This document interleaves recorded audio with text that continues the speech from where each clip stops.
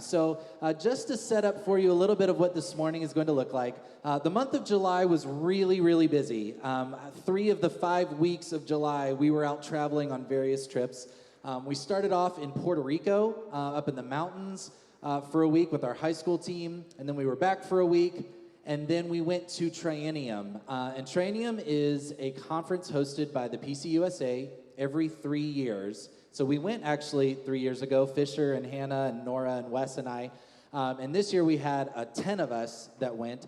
This conference hosts teenagers from all over the world. And I really mean that. We had representatives from Korea and Indonesia and all over Africa, Central America, Puerto Rico. We were able to get this beautifully diverse experience with them. So you're going to hear more about that conference. 5,000 of our closest friends were all there, all over Purdue University. So we'll tell you more about that. Then we were back for a week, and then our middle schoolers actually went to a trip just over in KCK. We went with our friends in Youth Front and got to kind of carry on some projects that we had started 2 years ago. And so you're going to hear a little bit more about that trip as well. So we had 26 students participate in these 3 trips, and a lot of that is possible because of your support, not just our budgeted monies and helping finance stuff, but all of you that hired our teenagers by letting them kind of come and do some yard work or cleaning projects, or Leslie Anderson had them come make cookies. Every little bit helped to get these students where they needed to go, and so we just want to say thank you. But part of us being a family is for us to realize that these students represented the heart of this church and the heart of this congregation, the mission of what we're doing here. And so I want you to hear about what your representatives did all over the city and our world this past summer. So to kick things off, our dear Emily Pattison, wave, say hello, created a video. She probably got, how many hours of footage did you get? 3.5 hours of footage that she boiled down into 3.5 minutes. So you are getting just the briefest glimpse of what we got to do in Puerto Rico. You're going to see some video footage here of the Vacation Bible School that we led, of the church that we spent some time helping get back functional after some severe damage that was done to it, and then some fun stuff that we had along the way. So we're going to watch that video first, and then I'm going to have the students come forward and tell you a little bit more about their personal experience.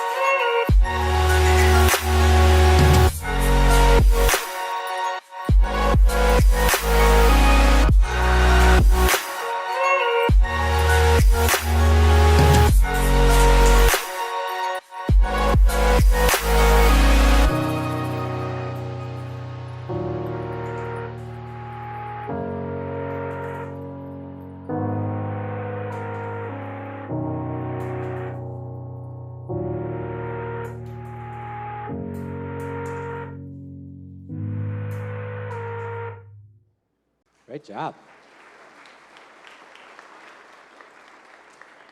All right, why don't you all come up? I'm going to turn it over to, y'all just want to wait there until your turn? That sounds good. I'm going to turn it over to Nora. She's going to tell a little bit more about her term. So yeah, as you all just saw, the high schoolers this year took our annual mission trip to Puerto Rico. So after a really early morning at the airport, we flew into San Juan, the capital, and we took one of those like traditional like church vans, like the white ones. Yeah, we took that up to our home in Jayuya, which is a little bit more inland in the mountainous region. And we stayed there for a week. We actually stayed at a local church, a Methodist church run by Pastor Gladys, who had been the pastor there for about 5 years, I think. And I cannot explain how welcoming these people were. I mean, from the moment we got there to the moment we left, everything was taken care of. Any need that we had was met. They brought a woman who would drive every morning to come prepare our meals for us, to providing us cots to sleep on. I mean, our setup was really nice. And they were so welcoming and so appreciative. So I'm sure you're all aware that in 2017, Hurricane Maria devastated Puerto Rico. I mean, obliterated homes and contaminated drinking water and rising death tolls. It was really a mess. And the community that we visited, while it was a little bit more inland, is still reeling. I mean, you can still see the effects of the hurricane. And so while our specific purpose of the trip was not to do hurricane recovery, how could you go and not see the effects of the hurricane? And so we really got to experience the resiliency of these people. We got to see the damage that was done, and then we got to see how people have really moved on. They haven't forgotten, but they've really moved on with their lives. And so we got to connect with this community, this really resilient community, in a couple of really powerful ways that I'm going to share with you. So one of the first things that we did was Pastor Gladys, the pastor of the church, would do house visits, just similar to what we do here. So if somebody didn't make it to church or if they're ill, she would go visit them. And so we actually tagged along for one of those house visits. And we got to talk with a woman in her home about what her life is like and the daily challenges that she experiences. And one of the common themes throughout our whole trip was how appreciative these people were, that we got to come and visit with them and talk with them. And she really expressed that to all of us. So she explained how hard things can be, and really that just seeing us and having us visit her meant the world. And so by the time we were wrapping up, she prayed for us and she gave us all really long hugs. And I think everybody in that room was crying because it meant so much that we were there, and I know that she knew that.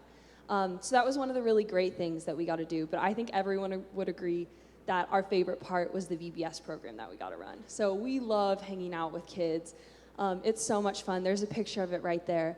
We had about 15 to 20 kids who would come every morning at 8 o'clock, waiting outside the church doors, ready to have a really fun morning with us. So we would do everything from leading songs and Bible stories to crafts and games, and it was a great time to spend with the kids and connect with them. I want to share a story about one family that attended our VBS program. So it was a woman and her 4 children. Her husband had just got a job in the region. They actually just moved there from Texas. And so it was a mom and her 4 kids. The 2 older ones, Kevin and Ethan, were VBS age, and so they spent the week with us. But one of the really difficult things about moving, I mean, moving is difficult no matter where you're going, but one of the difficulties that they experienced was that the kids really didn't speak any Spanish. And so it was hard for them at first to connect to this community, and they had been there about a week when we started our VBS program. And so the first day, the kids show up, the mom shows up, and we spent time connecting with the boys. We spent time making sure that they understood directions in English. And we watched those boys connect to the kids around them over the course of the week, and the mom make friends with the other parents. And it really does seem like God's grace that we got to be there and kind of mediate those relationships that hopefully will help that family build a community there. So that was one really, really impactful thing that we got to do, was help out with the VBS program. And the kids that we saw from 8 o'clock in the morning to noon every day, we didn't just see then. In fact, there was one evening that we spent playing basketball and volleyball and different sports with them at a local basketball court, and there was a field next to it. And so we really got to connect with these kids, and I know that everyone in the group would say that that's probably their favorite part. So One other thing that we did in terms of hurricane recovery work was, you saw quite a bit of footage of that in the video, was we were restoring a church. So it was called Misio Poleo. After the hurricane, the church took a really big hit. Half of the church is completely destroyed still. I mean, it will take re-roofing, reconstructing walls, some pretty heavy-duty work. But the half that wasn't destroyed was the sanctuary part. And so we spent the week peeling paint, repainting, scraping floors, mowing, macheting out all of the weeds to restore the church so that it can run again for the upcoming members of the community. And so we were really fortunate to have that opportunity at the end of the week when we were closing up the church for the last time. We were looking at it, and I think that it really looked awesome at the end. And so I hope that it gets some good use out of it, because we had a really great time restoring it. The very last night that we were there, the community held a big bonfire for us. And so, I mean, the fire was huge, and a ton of members from the community and a ton of the kids that we had been working with all week came out to say bye. And I think it was really then that it started to set in that this community wanted us there so much, and we wanted to be there so much. And it just meant so much to all of us. They expressed their gratitude and their appreciation and fed us incredible food, just like they'd been doing all week. And that's when it's really hard to say bye. That evening it was really hard to tell everybody that we had to go. But those are the memories that we will never forget. And those people that we connected with really meant a lot to us. So I just wanted to say thank you to all of you. It was really an incredible trip, and I'll never forget it.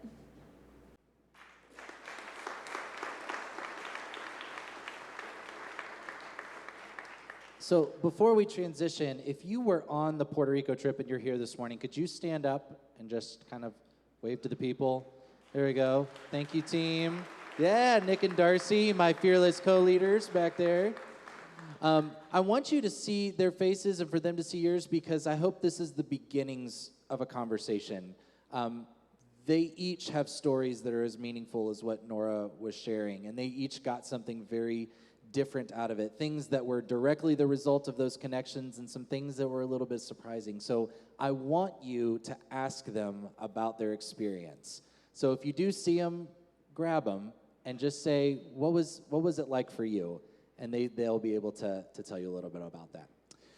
Moving on into our summer, we got back for a week, and then we headed to Triennium. And I just wanted to show you this picture in particular. This is our delegation from Heartland Presbytery. So we had 75 of us. Does anyone remember the exact number? It's like 72, 75 of us that went from churches all over Kansas City and the surrounding areas. We jumped on 2 charter buses and made our way to Purdue University, which is about 8 hours away.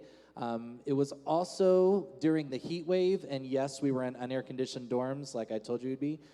It was very hot. But we had some really amazing experiences, and to share a little bit about that, I want to introduce you to Grayson, who had a really interesting experience with her small group that I wanted you to hear about. Okay, so I'm not a very good public speaker, so I'm sticking to my script here. So as Jimmy said, I'm going to be talking a little bit about my recent trip to Triennium. And the way I would describe Triennium is like a church camp on steroids, but in the best way possible. I mean, where also you're going to spend the week with 5,000 of your closest friends. One reason I thought Triennium was so great to me is because they had a huge group worship time every day. And during that time, like we saw during the children's sermon, there was a huge energizer where we'd sing songs, we'd dance, we got a little too into it, we maybe went a little crazy, but you know, we're still here, it's okay. And then we had a more meaningful sing-along time where I think everybody had tears in their eyes, everybody was either holding hands or just feeling the moment with everybody around them, and you could really feel the love in the room. And then we had the main part of the service where each day we had a different speaker with a different unique background, style of teaching. They were from different parts of the world. I think that was one of the most unique parts, is that we could hear a different story every day from a different point of view. And I think we all really appreciated that. And then what I think touched me the most about that week is every day we had a small group, which is exactly how it sounds. All 5,000 of us got a random number, and there was about 20 people with the same number, and then you just find your room. And you went all around campus trying to find your room. It was a bit of a scavenger hunt, but once you found your room, you found your people. And I really did find my people. I mean, in my small group, I was not expecting to connect with so many random people so fast. I am a very shy person. I don't really branch out that much, but immediately I just felt so comfortable with that group of people. I mean, the second day we started crying because we felt each other so much. We were all sharing our own stories, and it was just the most amazing and holy experience I could ever imagine. I cannot put into words how blessed I feel to be able to experience that. And then we had a theme for the week, which was Here's My Heart. And at first I thought that was a very daunting theme. I mean, your heart is one of the most important things you have, and I don't just mean that literally. And I was a little scared because I didn't know if I could fully commit myself to the experience that week in the beginning, but throughout that week, even in the first day, I realized I could completely pour my heart and soul into this experience, and I felt completely welcomed and loved. And I believe my fellow youth did as well. And speaking of my fellow youth, Hannah, Fisher, Jacob, Tyler, Emily, and London, I cannot thank you guys enough for making my experience what it was. As a group, we survived the week sleeping with no AC, caught lots of Pokemon, played in the fountain and got yelled at, and became like second family. And to Jimmy and Sam, our fearless, incredible leaders, we cannot thank you enough for dealing with this group of crazy teenagers all week. I cannot put into words how blessed I am to have gone on this experience and to have this second family. Here's my heart, Second Pres, and I love you.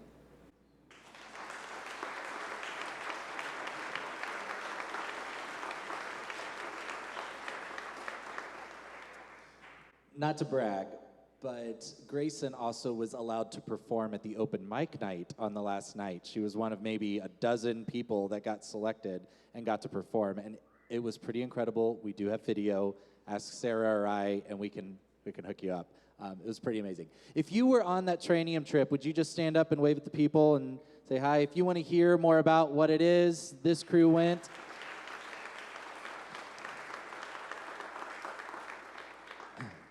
All right, so moving into our final trip, so not this last week, but week before, we were here in Kansas City, Kansas, working with our friends at Youth Front. We went to this place 2 years ago, and were able to live there. Argentine is primarily a Hispanic neighborhood, and it is like having a foreign mission trip right in your backyard. And I can say without a doubt that one of the highlights was getting to eat some of the delicious food. We each went to host homes, and we got to have some of the best food that you could possibly imagine. But to share a little bit about her experience and tell you a little bit about what we did, I'd like to invite Bridget up. Yay. And tell us about your time. So my name is Bridget Pattison Crow, and I recently went to Argentine, Kansas with some other middle schoolers in the church. I'm really excited to talk about my experience there. There was a different group that went about 2 years ago, and you've probably heard about it by now, because Jimmy's been talking about it, but they worked on a project called the Snack Shack, which was started by a different project called Imagine Argentine, which is for the youth of Argentine and making the Argentine community feel more like home to them. So the Snack Shack, if you haven't heard about it, is a fun meeting place that has board games, ice cream, foosball, and much more. And most of what we did was continued work in the Snack Shack. We painted outside, we made planters, we cleaned inside, and more stuff like that. We also helped out in a local garden and in a thrift store where 2 sparkly pairs of stilettos were purchased by us. Aside from just the work that we did daily, we also had a lot of fun with the youth in Argentine. And we got to learn about a whole different culture that's just right by us, not far away.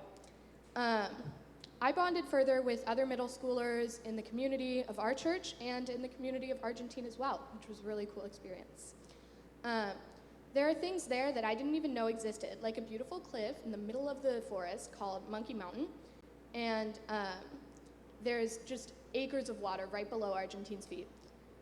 While in Argentina, I learned many things about myself and the world around me, especially about how love heals. we sat down with one of the pastors of the church that we were staying in, El Buen Pastor, and she talked to us about how God wants us to love one another despite our differences, and how if we all just love a little bit more, the world can truly become a better place. As she said this through tears, something inside of me shifted, and I know I will never forget that conversation. In fact, I won't forget this trip. The friends I grew closer to, the impact that we hopefully made, and the fun we had will always have a place in my heart.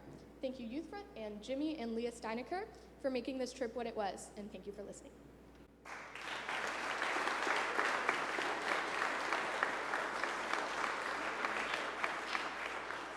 You know, I particularly like the program that Youth Front puts on because we get to do a lot and we spend time serving, and it's hard manual labor, but they also have some really fascinating experiential learning exercises that they take us through. We spent a morning playing a game of Monopoly, but they had set us up to where certain people had all the resources and had tons of opportunity, and some people had a lot of restrictions and a lot of oppression, if you will. If you rolled over a 7, you went immediately to jail, for example. You had rules you had to follow. And so we played this game for a few rounds, and then all of a sudden they said, all right, everything's fair now. Everybody plays by the same rules. Now everyone try to win. And we had this moment of learning that, wow, just because you make everything equal doesn't change the fact that you still may not have a lot to work with. And all of a sudden, these lessons about poverty, we did an immigration exercise where we got dossiers and played different characters of people around the world that might be looking to immigrate or might have a reason to come to the U.S., either for business or to reunite with family or whatever. And we began to see, like, what legal opportunities do they have? Let's go to an immigration office and look at visa applications. All of these exercises just added an incredible amount of depth to what we did, because it wasn't just this idea anymore. We weren't just on the other side of town. All of a sudden, we were transported into people's lives. And I thought, would you agree that was really meaningful? And so I'm excited. I love trips that give us the chance to springboard into deeper conversations. And I really want you to be able to ask our questions. So if you were on our Argentine trip and you're here, would you stand up and wave? Yes, we got in the back here, Megan, too. We have a lot of stories to share, and I didn't get a chance to explain what's going on in at the very first picture. If you saw us all posing in white shirts, one of our exercises that we did was we invented superheroes inspired by our own personalities and lives. And as fun as that sounds, it actually got very self-reflective. We started developing characters based on our strengths, the skills, the things that we do well, and then we invented the villains in our life inspired by our fears and insecurities.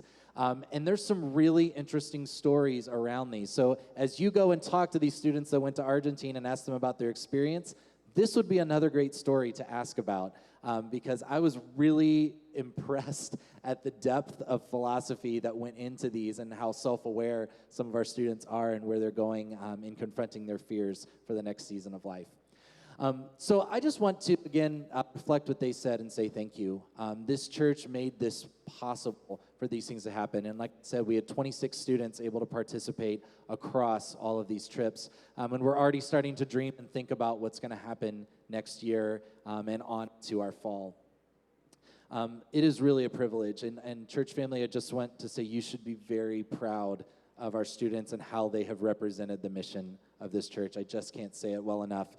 They understand what's going on here, and people around the world heard that and saw that reflected in the hearts and hands and willingness to love and serve. So would you just give them one more round of thanks and applause and encouragement?